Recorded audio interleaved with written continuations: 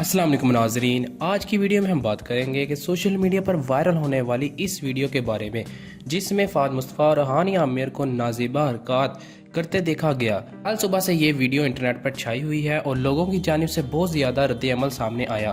Video में फ़ाद मुस्तफ़ा और हानिया आमिर को एक दूसरे के साथ इंतहाई नाज़ेबा अंदाज में देखा जा सकता है, जिसके बाद सोशल मीडिया पर दोनों अदाकारों को शदीद तनकीद का निशाना बनाया गया।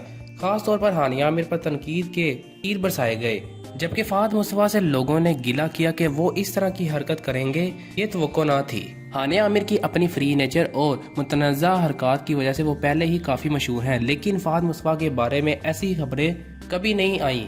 दोनों इस वक्त एक मशहूर ड्रामे में साथ काम कर रहे हैं, जिसे पाकिस्तान समेत दुनिया भर में बहुत पसंद किया जा रहा है। इस वीडियो के सामने आने के बाद फैंस का शदीद रद्द-ए-अमल सामने आ गया। किसी ने हानिया आमिर को गालियां दी तो किसी ने फ़ाद मुस्तफ़ा को भी तनकीद का निशाना बनाया। यहाँ तक कि कुछ लोगों ने पाकिस्तानी ड्रामों का बायकॉट करने की बात की।